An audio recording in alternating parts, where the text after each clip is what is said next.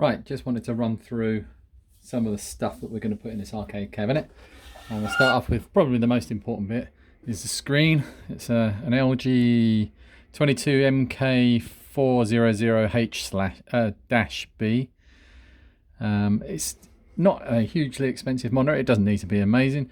It's got a nice low refresh rate of 1 millisecond claimed. It's full 1080p. It's got all the inputs that we need, HDMI, and that's it really. That's all we actually need. And it's 21.5 inches, I think. But yeah, that's going to do the job. Well, the next most important bit is the controls. These are Mag-Stiks. Mag-Stiks come in two varieties. There's one variety that you can only change the gate from 4 to 8-way by moving this switch underneath the control panel, which is a little bit more convenient than, say, I don't know, normal Samworth sticks or something like that, that you have to change the plate on the bottom of the joystick. But these are pros or pluses, I can't remember which version this is, which means that when you pull the stick up and it engages into that slot there, you can actually change the gate from 4 to 8-way from above the panel, which is cool. If you do have a Mag-Stik that's not a pro, then you can get a conversion kit that comes with some extra bits like this spring and the brackets and bits and pieces here, and an extra bit that goes on the end of the stem. It's a little bit longer. The whole thing is a little bit longer, so if you haven't got much room in the bottom of your cabinet, then you're not going to be able to fit it in.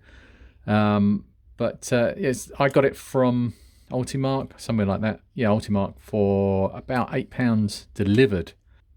Shout out to Ultimark. These arrived at my neighbour's house in a box that wasn't very well packed. Now, obviously that's not a great credit to them, but Terry, who bought them, complained, and they immediately sent out a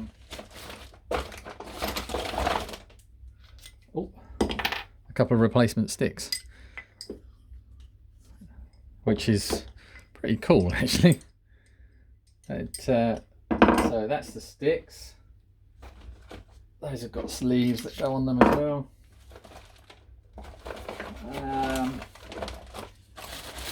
We've got a bag full of buttons. I didn't choose the colours, so we're going to have to get creative on how we have our button order.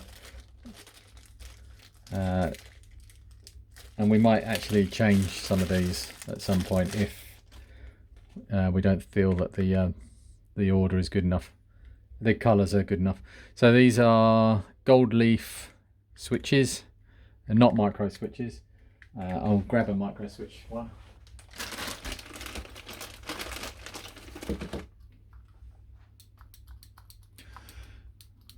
It's not a micro switch one, but it does have a micro switch built in. These feel so nice. I've got these on my control panel on my desk, and they're fantastic. I'll put that. Make sure that goes in the right place.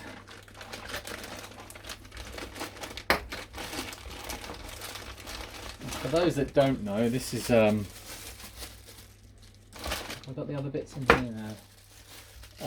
This is a standard joystick, just as a really cheap one.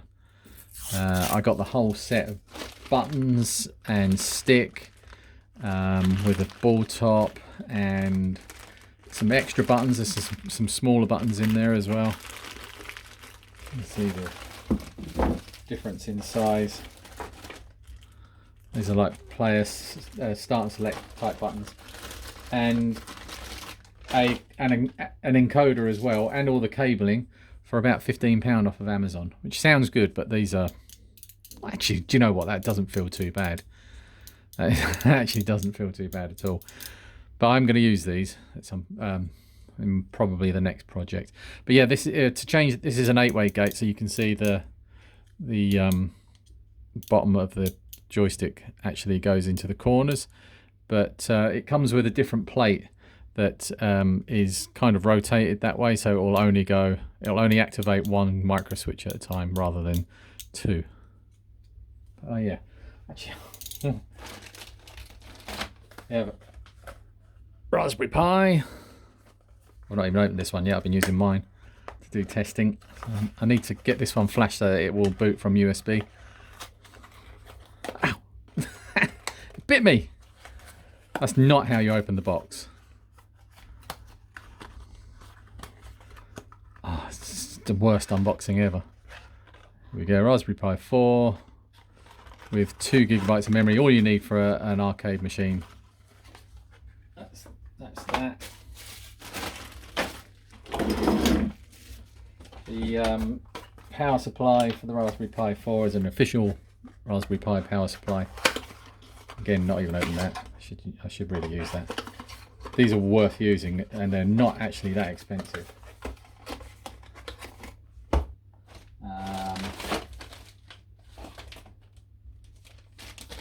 HDMI lead. I need to buy. There's a few extra bits that Terry's going to need. He needs one of these. This is a HDMI to micro HDMI, because the Pi doesn't have a full-size HDMI on it. It has 2 HDMI ports, but they're both micros. So to convert that, we need one of those cables. So I need to put that on my list of things to buy.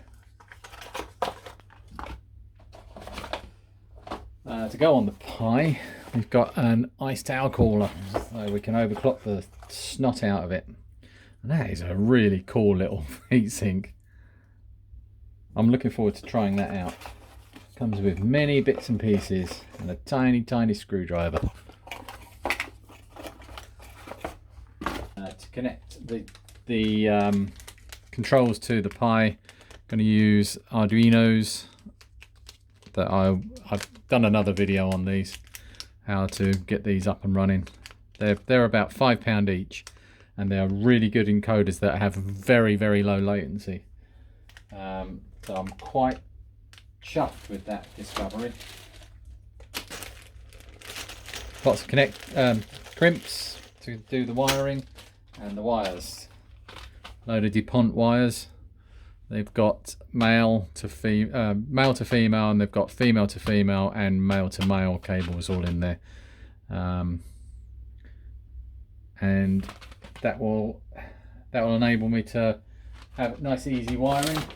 It's my slag coin template used for a few machines.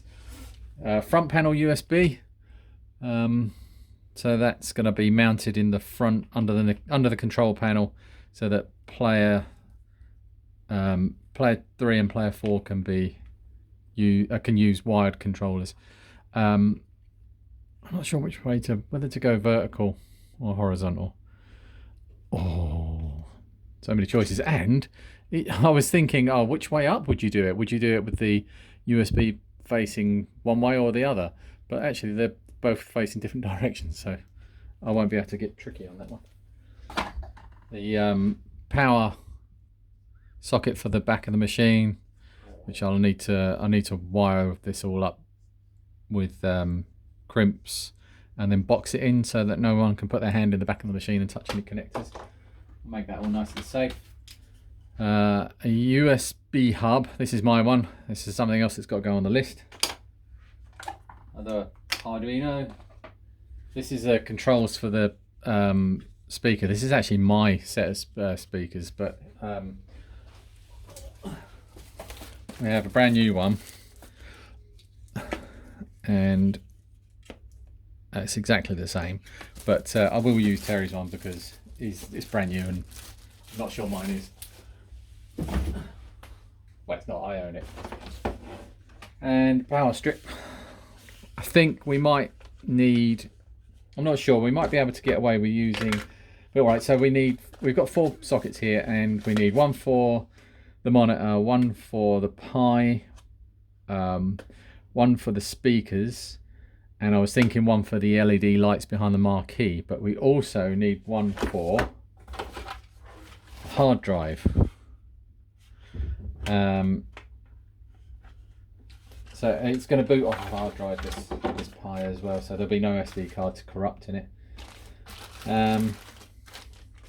So we might need to add a trailing socket with 2 sockets on it inside, because there's not going to be enough room for a 6-way socket inside there. I don't think so. That's something I might come to that later when I've actually got the cabinet set up and built. Then I can actually hold things up. It's, you know, I could do it in SketchUp, but I don't really need to. There's no point.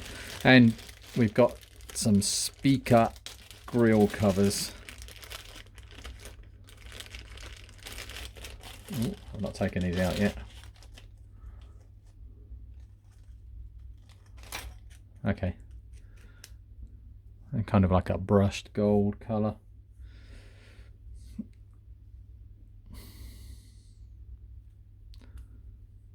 Yeah, they'll do the job.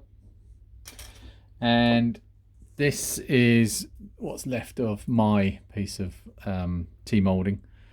That's the colour of the T-moulding. The finish of the arcade machine is going to be, I think it's a metallic candy apple red. That's going to be professionally sprayed. So it should look really cool. And I'm hoping, he said he's going to ask the question, Terry's going to ask the question of the guy that's going to spray it to see if he'll film it, so we can add it to the video library. But that's it. I think that's all the bits. We've got lots of wood, but you'll see that in other bits of the video. Okay, all caught up. I'll see you on the next one.